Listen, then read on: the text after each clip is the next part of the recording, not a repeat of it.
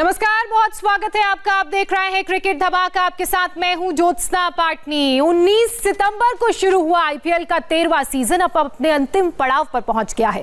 कल पहला qualifier match खेला गया जिसमें मुंबई इंडियंस ने दिल्ली कैपिटल्स पर बड़ी जीत दर्ज की और आज खेला जाना है रॉयल चैलेंजर्स बैंगलोर और सनराइजर्स हैदराबाद के बीच एलिमिनेटर मुकाबला। इस हाई वोल्टेज मैच पर बात करने के लिए स्टूडियो में मेरे साथ हमेशा की तरह मौजूद हैं हमारे क्रिकेट एक्सपर्ट यशपाल शर्मा। यशपाल जी, आपका बहुत स्वागत है।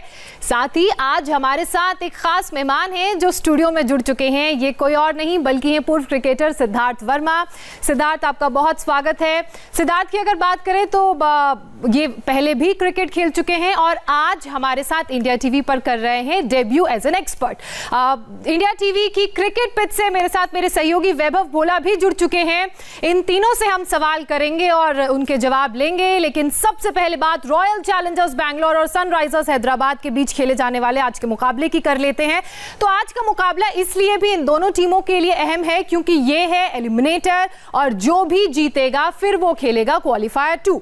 तो सिद्धार्थ, सबसे पहले मैं अपने सवाल की शुरुआत आपसे करना चाह रही हूं। जिस तरीके से हम हैदराबाद की बात कर रहे हैं वो मोमेंटम हैदराबाद के पास है, तो वहीं अगर आज का मैच देखें हैदराबाद और बैंगलोर, आपको क्या लगता है किसका पलड़ा भारी है?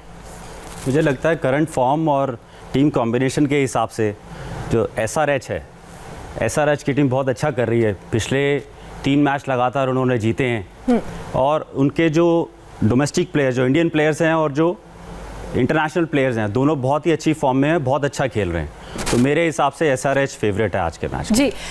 यशपाल जी, सिद्धार्थ की फेवरेट एसआरएच है, आपकी फेवरेट कौन सी टीम है?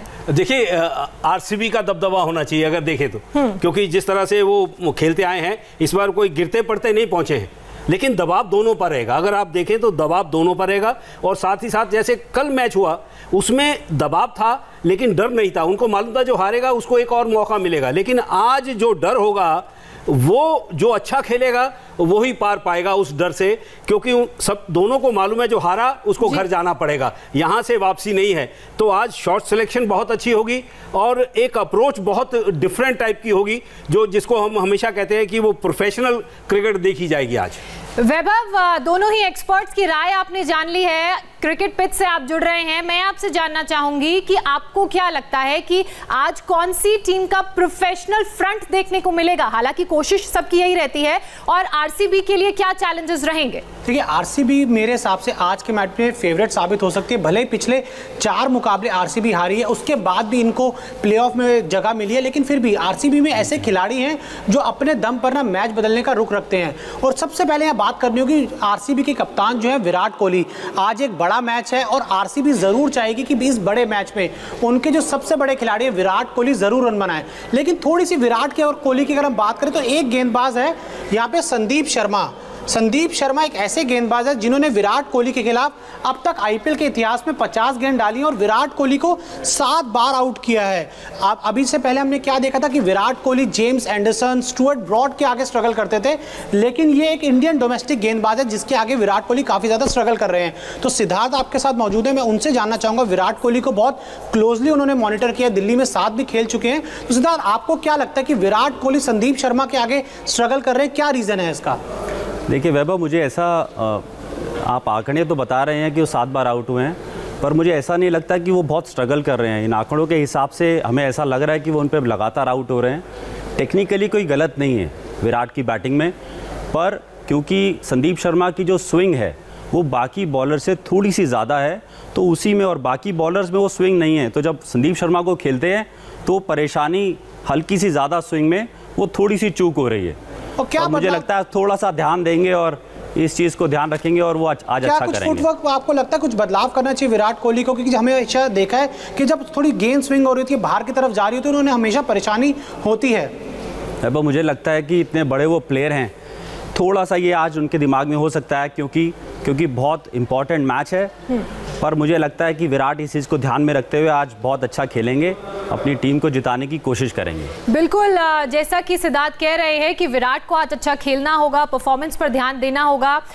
यशपाल जी, वहीं अगर हम बात संदीप की करें तो संदीप एक ऐसे बॉलर भी साबित हुए हैं, जो पावर प्ले देखने को मिलता है, जो हाईएस्ट विकेट टेकर हैं। तो एक चुनौती तो ये रहेगी विराट के सामने। और एक और बड़ी खबर जो अबू धाबी के मैदान से आ रही है वो बता दें कि रॉयल चैलेंजर्स बैंगलोर जो है वो करेगी पहले बल्लेबाजी, यानी कि सनराइजर्स हैदराबाद करेगी बॉलिंग, और सनराइजर्स हैदराबाद ने टॉस जीतकर ये फैसला लिया है। तो ये फैसला एक पॉजिटिव जरूर हो सकता है हैदराबाद के लिए। देखिए, अब ये दूसरे दौर में देखें तो ज्यादातर लोगों ने लक्ष्य का पीछा किया है, और वो जो ड्यू फैक्टर हम कहते हैं वो भी हो सकता है। तो लेकिन जो आपने संदीप शर्मा की बात की है, हाँ। देखिए, उन्होंने एक उदाहरण रखा है कि आपके पास गति ना हो, आप उसको कवर अप कैसे करेंगे, आप स्विंग से कवर अप करेंगे, वो उन्होंने दिखा दिया है। और साथ ही साथ जो उनकी जो लेट स्विंग होती है ना, जो अंदर आती है, वो कई खिलाड़ियों को परेशान करती है, जिसमें विराट भी हैं। तो मुझे लगता है कि विराट को यही होना चाहिए कि वो थोड़ा इंतजार करें उस गेंद को, क्योंकि इतनी गति से वो गेंद नहीं आती, वो जल्दी शॉट खेल देते हैं जो वो जाने जाते हैं। तो मुझे लगता है कि अगर वो स्विंग के मुताबिक और गति के मुताबिक वो खेले तो मुझे लगता है कोई ज्यादा परेशानी नहीं होगी विराट को। जी सिद्धार्थ, मेरे दो सवाल हैं आपसे। पहला ये कि जो अबू धाबी में मैचेस का आंकड़ा है वो ये कह रहा है कि जो लास्ट 5 मैचेस इस मैदान में खेले गए हैं, जिसने चेस किया है वो जीता है। यानी कि आपको क्या लगता है जो मोमेंटम हैदराबाद के साथ है वो ये टॉस जीतने के साथ बरकरार रहेगा? मुझे ऐसा लगता है कि चेस जो टीम कर रही है वो जीत रही है, पर ये बड़े मैच हैं, ये एलिमिनेटर है, इसमें एक और प्रेशर भी होता है। जो पहले बैटिंग करती है उसके लिए इजी भी होता है, जो हमने कल वाले मैच में देखा। तो ये क्योंकि वो चेज़ अच्छा कर रहे हैं SRH, तो इसलिए वो बॉलिंग कर रहे हैं, पर मुझे लगता है कि ये थोड़ा ट्रिकी भी हो सकता है। अच्छा, वैभव, सनराइजर्स हैदराबाद की बात करें तो ये ऐसी टीम है जिसने प्लेऑफ में पहुंची बाकी तीनों टीमों को अपने पिछले मैचेस में हराया है। बात मुंबई की हो, बात बैंगलोर की हो, या फिर बात दिल्ली की हो। तो आज आप कितना स्कोर एक्सपेक्ट कर रहे हैं दोनों ही टीमों से? देखिए जो जिस फॉर्म में इस समय डेविड वार्नर और रिद्धिमान शाह नजर आ रहे हैं ना, तो अगर उस फॉर्म को देखता जाए, क्योंकि पिछले मैच की भी अगर हम बात करें तो दोनों खिलाड़ियों ने अकेले दम पर अच्छे से टारगेट को हासिल कर लिया था। बिल्कुल भी हम कह सकते हैं दोनों बल्लेबाजों को दिक्कत नहीं हुई थी। तो जब आप ऐसी टीम के सामने जा रहे हैं जिनके पास मनीष पांडे भी हैं, केन विलियमसन भी हैं, और नीचे जेसन होल्डर भी आके अच्छी बल्लेबाजी करते हैं, तो कम से कम अगर हम बात करें कल के मैच को देखते हुए थोड़ा सा एक एनालाइज करें तो 180 से ऊपर रन बनाने होंगे। और आज विराट कोहली, AB डिविलियर्स के ऊपर एक बहुत बड़ी जिम्मेदारी है, क्योंकि अब तक अगर हम इस सीजन की बात करें तो बहुत ही ठंडा रहा है इन दोनों का सीजन।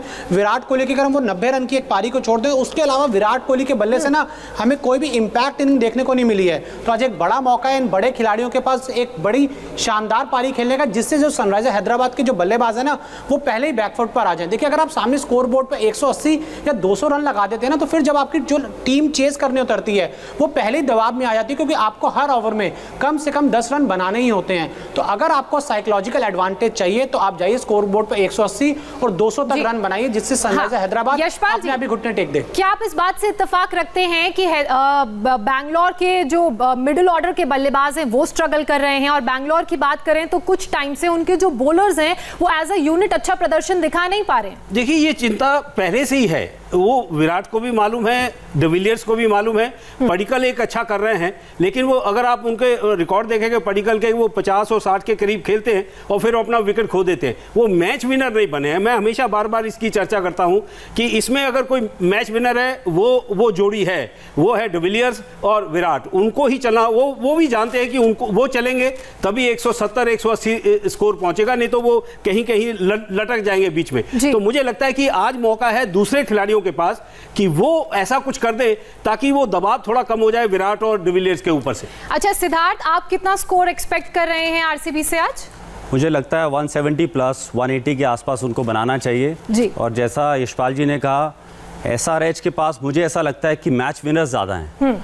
मुझे ऐसा लगता है कि जो उनके पास रिद्धिमान शाह की जो अभी परफॉर्मेंस चल रही है, मनीष पांडे हैं जिन्होंने IPL का पहला शतक बनाया आज तक का, और जो उनके पास विलियमसन, वार्नर, ऐसे प्लेयर हैं, राशिद खान है, उनके पास मुझे लगता है नंबर ऑफ मैच विनर ज़्यादा हैं। जी चलिए देखते हैं कि आज का जो मुकाबला है वो कितना रोमांचक होगा, लेकिन बात उन खिलाड़ियों की कर लेते हैं अब जो प्लेऑफ के मैच के दौरान एक्स फैक्टर खिलाड़ी साबित हो सकते हैं। इसमें सबसे पहला नाम है रॉयल चैलेंजर्स बैंगलोर के वॉशिंगटन सुंदर का। वॉशिंगटन सुंदर का क्रेडिट है 8.5 पॉइंट। वॉशिंगटन सुंदर ने न सिर्फ किफायती गेंदबाजी की बल्कि जरूरत के वक्त बल्ले से भी रन बनाए। लीग मुकाबले में वॉशिंगटन सुंदर ने 5.77 की इकॉनमी से 277 रन देकर 8 विकेट अपने नाम किया और बल्लेबाजी में 106 रन भी उन्होंने बनाए।